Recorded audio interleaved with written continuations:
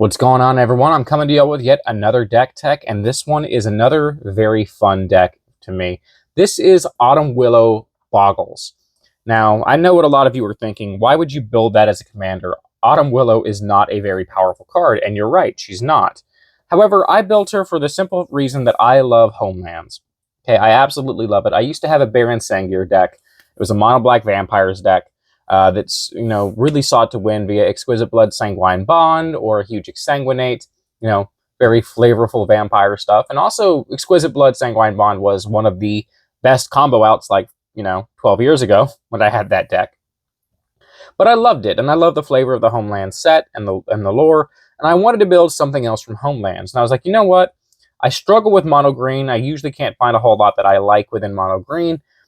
I'll just use Autumn Willow, and I'll build Boggles because I loved playing Boggles in Modern. And so the sad thing about being in mono green is we don't get to play the original Boggle. We don't get to play Slippery Boggle, which is very sad, but I've done my best to kind of build up my best interpretation of a mono green Boggles deck in Commander. This is bracket 2, and I want to always keep it at bracket 2, so it's a fairly casual deck. It does win bracket 2 games fairly often just because Hexproof is very difficult to interact with for a lot of players. But I very rarely cast my commander because she's a 6-mana 4/4 with Shroud, and you can pay a green to have target player gain the ability to target her until end of turn. So she basically reads our first aura cost 1 more to cast if we're enchanting onto her. And yeah, not the best rate being a 4/4 for 6, but at least it is a Boggle in the command zone. And so yeah, that's why I use it. Thrun the Last Troll is an infinitely better choice, technically, but he's not from Homelands. So let's get into the mana base. We have Mosswort Bridge, our hideaway to let us find something. And then, you're going to love this, we have 34 forests. That is our mana base. A Mosswort Bridge and 34 forests. I might put a Nykthos in here one day, but super budget mana base, and guess what? It works. I pretty much never get mana screwed in this deck. And then we have our ramp package. Soul Ring is Soul Ring. Utopia Sprawl, enchant land. Enchant a forest and it makes an additional mana when we tap it. So it's gonna make a forest tap for 2. Same thing with Wild Growth. Same thing with Fertile Ground, although it costs 2 to play. Rampant Growth just puts an extra land into play. Sanctum Weaver. This taps for the amount of enchantments we control, which is super nice. It's usually gonna tap for a bunch. Sakura Tribe Elder, just a second Rampant Growth for all intents and purposes. Herald of the Pantheon makes our enchantments cost less to play and gains us a life when we cast them. You know what, let's go ahead and prop this up a little bit further so that way you guys can see the cards. Gaia's Touch, this card is criminally underplayed, and it's been one of my pet cards for years. So it's 2 green for an enchantment that says during our turn we can play an additional land as long as it's a basic forest. So we run 34 of them, so it's pretty much just saying exploration for us. And you can sacrifice it to get your 2 green mana back. So it's both an exploration and a ritual tied into 1. This card was a common in the dark, and I think it's fairly strong within mono green decks. Let me pick my cards up here. Then we have Wolf Willow Haven, lets a land tap for an additional green. Overgrowth lets it tap for 2 additional green. Weirding Wood, we investigate, and the enchanted land taps for 2 mana of any one color, so just 2 green. Cultivate, pretty self-explanatory. Nissa's Pilgrimage, pretty self-explanatory. I'm not running Kodama's Rage in this deck. It was cut in favor of more enchantment-based ramp. Then, of course, we're running an Enchantress package to draw cards. So our Gothian Enchantress, Setessan Champion, Enchantress's Presence, Verduran Enchantress, and Idolata Blossoms. These all basically say the same thing. It's either when an enchantment is cast or ETBs, we draw a card. For more card advantage, we have Wanvuli Beast Tracker. This goes and finds a hexproof creature and throws it to the top of our deck, so it finds us a Boggle. Kruvix's Insight lets us dig through the top 6 to get up to 3 enchantments. Harmonize is one of those classic commander cards that has fallen out of favor in recent years, but I will still run it because I still defend that it is a good enough card to run. 4 mana, draw 3. I enjoy it. Rishkar's Expertise draws us a whole bunch of cards, and then we get to cast something 5 or less for free. Regrowth gets us something back out of our yard, as does Eternal Witness. Okay, now we're into the Boggles themselves. The heart and soul of the deck. Make sure that Autumn can still be seeing all this glare. So Glade Cover Scout, 1/1 for 1 with Hexproof.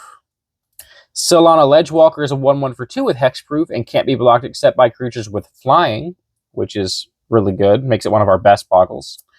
Witch Stalker is a 3/3 for 3 with Hexproof that says when an opponent casts a blue or black spell during our turn, we put a 1/1 counter on it, so it has the potential to grow. Troll Aesthetic is a boggle that can regenerate for 3 mana. Dungrove Elder, another one of our best boggles. It's a 3 mana star that has power and toughness equal to the number of forests we control. Well, we're running 34 of them, so it's going to be big. Slippery Bogbonder is a boggle with flash that also comes down and makes something else into a boggle by giving it a hexproof counter. That is honestly very useful to us because I've had games where I'm struggling to draw into my boggles, and I draw this, and all of a sudden I have 2.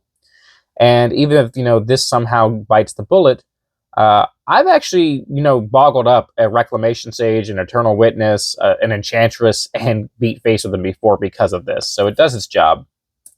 I will very often flash this in response to like an Edict effect if I have an Enchantress on board. You make that Enchantress hexproof and then sacrifice the Bogbonder. Thrun the Last Troll, again, arguably one of the best boggles in the deck. Definitely the unarguable better commander for this deck, but I don't care. I want to play Autumn Willow, but it's an uncounterable boggle that can regenerate. Toski, Bearer of Secrets, is not actually a boggle, but it's indestructible. It draws us cards. It's good enough most of the time for me to want to run it. I really just need more things to put enchantments on. I actually need to pick up a Lumber Knot for this deck because I somehow overlooked it. It's the only boggle I'm not running. Avabrook Caretaker, one of the more recent boggles, hexproof, beginning of combat 2 when encounters another creature we control, and when it flips, it gives everything hexproof and still puts encounters on things we control, but it puts them on each creature we control. So, great new boggle from, I say new, it's 2021. It's not new anymore, but it's a great newer boggle. Siege Behemoth is a big boggle that can leapfrog for 7 mana. And then Gaia's Revenge is kind of a boggle. It's an uncounterable, hasty creature that can't be the target of non-green spells or abilities. So, good enough. I mean, it can get Beast Within, but that's about it. Then we get into our enchantments, or auras specifically. So Alpha Authority makes something into a boggle and very hard to block because they can only block with 1 creature. So yet again, this can turn something into a boggle if we need. Treetop Racers, 1/1 and can't be blocked except by creatures with flying, so pretty good way to get in there. Sixth Sense draws us cards, as does Keen Sense, as does Snake Umbra.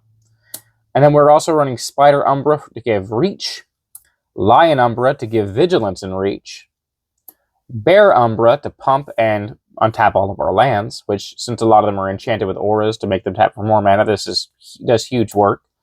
Boar Umbra is just 3/3, but you can't ignore that Totem Armor, or Umbra Armor now. Rancor, +2/+0 and Trample, and it can bring itself back to our hand, so this helps us punch through for damage. Vow of Wildness is 3/3 and Trample, so it helps us punch through for damage. Gaia's Embrace is +3/+3 and Trample, and lets it regenerate, so it helps us punch through for damage. Aspect of Wolf gives +*/*, where star is equal to half the number of forests we control, rounded down for power and rounded up for toughness. A little bit annoying to do the math on this one, but it's a decent pump for 2 mana, and again, we're running 34 forests, so it usually does the job. Lancewood Armor is just +X+X, where X is the number of forests. Then we have Ancestral Mask, gives 2/2 for each other enchantment in play. Not just ours, but our opponents too, so pretty big pump there. Strongback from Fallout gives +2/+2 for each other aura attached to the enchanted creature, and it also makes it to where our enchant abilities cost 3 less to activate when we're targeting that creature. So this really cost reduces our auras something huge. It's one of the best auras in the deck. And this is the really fun part of the deck. These are my favorites. So I'm also playing a lot of these super big, stupid pump enchantments that don't see play in Commander or really anywhere. So Epic Proportions, 5/5, and Trample. It also has Flash. Prodigious Growth, 7/7 and Trample. Colossification, +20/+20. Mythic Proportions, +8/+8 and Trample. I mean, when was the last time you saw any of these cards getting played? Now, Eldrazi Conscription you probably see a lot more often. It's 10/10 Trample and Annihilator 2, but it fits the deck pretty well. Nylea's Colossus has Constellation, double a creature's power and toughness until end of turn, so just end the game, kill somebody. This comes down and then doubles up one of our big boggles, and God forbid we play more enchantments, and we have trample on that thing, it's just going to help us kill somebody. Into our removal, again, I'm favoring enchantment-based removal where I can because we're in Aura deck. We're an enchantment-based deck. So Kendra's Transformation draws us a card and makes something a 3/3 elk. Song of the Dryads makes something into a forest. Reclamation Sage just blows up an artifact or enchantment, pretty much a common green staple, as is Beast Within. We have Force of Vigor, so we can free cast this to destroy 2 things. And the final card in the deck is just Heroic Intervention. Our permanents gain Hexproof and Indestructible until end of turn. And yeah, no real explanation needed on most of these cards. This deck is extremely straightforward. It's extremely simple. I will often use this to help kind of gauge the power level of what everyone else is doing, because the bracket system is still not widely adopted, so a lot of folks still don't really know what brackets their deck fall within. And so when I'm testing that, I'll either play Autumn Willow or Kiora back here, or one of my other bracket 2 decks to kind of, start things out. Autumn wins me a lot of games at that bracket. I'm not going to say she doesn't. Again, Hexproof is just very, very difficult to interact with. It's a super fun deck to play. And I always love the reaction from people going, wait, that aura does what? It gives +20, +20? It's super fun, and I really enjoy it. And the really cool thing about this deck is you can build it on an extremely tight budget. The only real money cards in this deck, I think, are Gothian Enchantress and maybe Heroic Intervention if it hasn't come down off its reprints. Those are the only cards in here that really cost a decent chunk of change. Everything else is extremely cheap or has extremely budget alternatives that you can play in their stead. So if you're interested in building a deck like this, you can do it for basically no money at all. You probably want to play Thrun instead of Autumn Willow, but hey, if you're going to be hard up for Boggles, throw Autumn in the 99, because at least she's something. All right, I hope you guys enjoyed the video. I hope you enjoy the rest of your day, and I'll see you next time. Peace, and take care.